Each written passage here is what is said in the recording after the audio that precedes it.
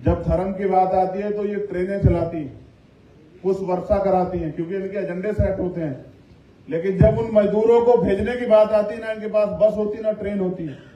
इनका एक ही एजेंडा है कि हमारे इस प्यारे भारत को, हमारे अपने मुल्क को, जिसकी मिट्टी में हम लोग पैदा हुए हैं, जिस धरती पे क्रांतिकारियों ने जन्म लिया, शहीद आजम सरदार भगत सिंह, शहीद आजम सरदार उधम सिंह, उस धरती पे पैदा होने वाले क्रांतिकारियों को पैदा होने से पहले कुचल दिया जाए, वो इस लायक ही ना बने। लेकिन सरकार ये नहीं जानती कि जब जब अन्याय बढ़ता है तो अन्याय के खिलाफ बगावती तेवर और बगावत भी तैयार होती है। और ये भारत की भूमि इस बात का इतिहास रखती है कि जब जब कोई तानाशाह हुआ है, उसको जवाब देने के लिए इस देश की मिट्टी में पैदा हुए लोगों ने क्रांति की मशाल उठाई है, उसको जवाब दिया। महंगाई बढ़ रही है, बेरोजगारी बढ़ रही है, सरकारी सिस्टम खत्म किया जा रहा है। अभी सगीर जी कह रहे थे कि एयरपोर्ट भेज दिए।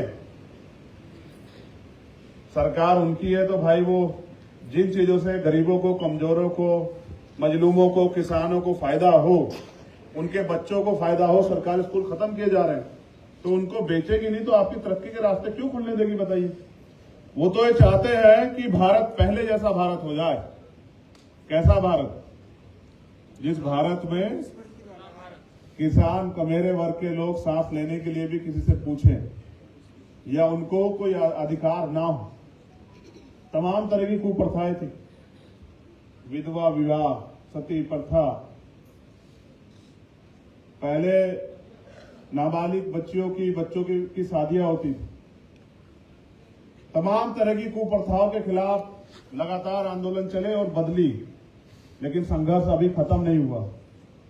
मैं आप जो नौजवान साथी यहां बैठे, मैं आपकी धार की, आपकी क्षमता की तो प्रशंसा करता हूं, लेकिन वहीं मैं आपके अनुशासन पे ये भी कहता हूं कि अगर आप अनुशासित नहीं है तो आप कोई लक्ष्य प्राप्त नहीं कर सकते। मैं अम्बेडकरवादियों की हौसले की तो दाद देता हूं, लेकिन मैं ये भी समझता हूं कि जब कोई सगीर साहब यहां बोले तो उनको टोकने का मतलब नहीं बनता है। उनको अपनी पूरी बात कहने की आजादी होनी चाहिए। आपको कोई गलत सही लगता है तो उसमें परिवर्तन करा लो। मैं इस बार मंच से एक और ऐलान करता हूं कि वो सिर्फ नाम बदल रहे हैं। नाम बदलने से मुल्क हमारा नहीं बदल जाता। अपने मुल्क के खिलाफ उठी हुई एक किसी भी आवाज को दबाने की हिम्मत हम लोग रखते हैं। बीमार में के लोग, ऐसी गलती कोई ना करे। ये हमारा मुल्क है, इसकी तरक्की के लिए, इसको मजबूत बना के रखने के लिए आज फिर क्रांतिकारियों की जरूरत है। मैं जैन जी से अक्सर कहता रहता हूं कि अगर आप तैयार होकर आगे बढ़े तो इस देश का फिर किसान कमेरा आपको वहीं ले जाकर बिठाएगा जहां, देखो, सरकार बनती है, सरकार बदल जाती है, लेकिन नीयत का फेल। सरकारें तो आज भी हैं और लोगों ने बनाई है चुन के। ये जो जयंती का प्रोग्राम है, ये मेरा प्रोग्राम नहीं था। इसके लिए मुझे जयंत चौधरी जी ने कहा कि भाई हम सर छोटू राम की जयंती मनाना चाहते हैं, वो आप लोग अपने बैनर पे बनाओ, मैं वहां आना चाहता हूं उस प्रोग्राम में। तो यानी कि जितनी आपके अंदर जो है आग है किसान कमेरे को एकजुट करने की, उतनी आग उनके अंदर भी। वो इस बात को और इस दर्द को, आपको याद है जब पाली की घटना हुई, वो उदयपुर मेरे साथ आए। मैंने नहीं कहा उनसे कि चलो, उन्होंने मुझसे कहा यार राजस्थान में बड़ा अन्याय है, मैं भी चलना चाहता हूं। तो मैं समझता हूं कि वो आपके दर्द को समझते हैं और वो चाहते हैं किसान का मेरा एकजुट होकर इस लड़ाई को लड़े और वो इस लड़ाई को और आगे मजबूत करें। मुझे इस बात की खुशी है कि उनके पास खतौली का इलेक्शन है, उनका मान सम्मान भी वहां दांव पे लगा हुआ है क्योंकि वो उनका गृह क्षेत्र है, लेकिन फिर भी वो आपके सम्मान में यहां उपस्थित है। तो इससे यह स्पष्ट होता है कि राजनीति से अलग हटके भी वो इस एकता के लिए कितने जो है अंदर से जो है चिंतित है कि ये एकता किसी तरह से बन जाए। इसलिए मैं राजस्थान के साथियों से भी अपील करता हूं, जैसा मनोज भाई ने कहा कि गठजोड़ एक अजीब तरह की व्यवस्था है, इसको निभाना एक उससे भी बड़ी ताकत है। जिनके अंदर धैर्य नहीं, वो इसको नहीं निभा सकते। हमारे अंदर बहुत धैर्य है। अगर आप याद करोगे तो आप पाओगे कि पहले भी सर छोटूराम और बाबा साहब अम्बेडकर एक मंच पे खड़े होकर एक दूसरे की ताकत को समझ के इस देश के कमजोर वंचित तबकों के लिए अधिकार मिल जाए इस लड़ाई को लड़ रहे। अगर आज भी नहीं तो मैं कहता हूं इतिहास आपको दूसरा मौका नहीं देगा। आज आपके पास झंडा भी है, डंडा भी है, नेता भी है, संघर्ष करने का मादा भी है, संविधान ने अवसर भी दिया। लेकिन जिस तरह की नीति रीति पे भारतीय जनता पार्टी की सरकार केंद्र में बैठ के काम कर रही है, मुझे लगता है कि हो सकता है 2024 के बाद आप पे ये मौका भी ना बचे।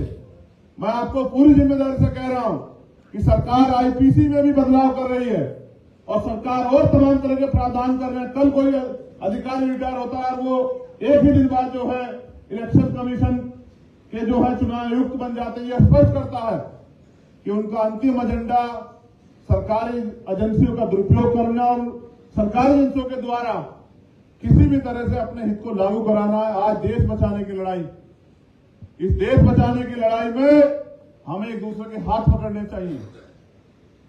अपनी नाराजगी और सब चीजें हमारी सरकार के प्रति है, अधिकारों के लिए जातियों में बांट के हमें कमजोर किया गया है। इसके पीछे लक्ष्य यही है। फिर मैं कह रहा हूं कि ये वर्ग एकजुट ना हो।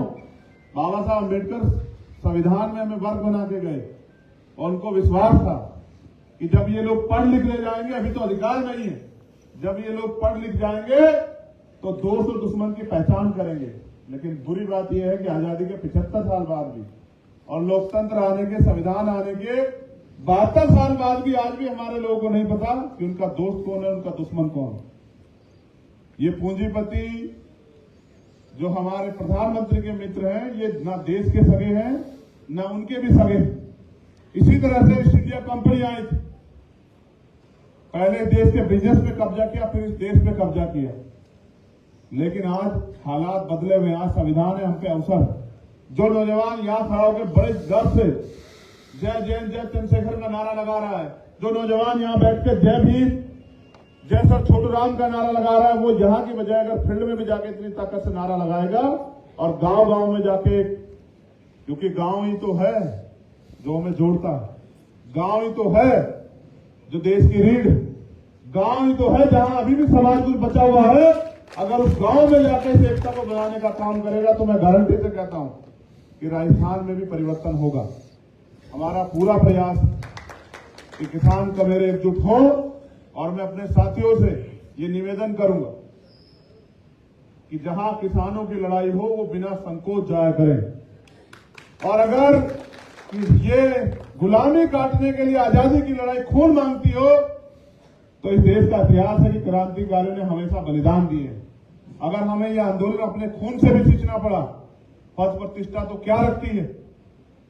अगर ये आंदोलन हमें अपनी इस एकता को, इस भारत की जो है, जो इसको गुलामी की तरफ धकेला जा रहा है, इस गुलामी से बचाने के लिए अपने देश को, अगर हमें अपने इस आंदोलन को खून से भी सींचना पड़ा तो हम लोग पीछे नहीं हटेंगे। मुझे राजस्थान पे गर्व,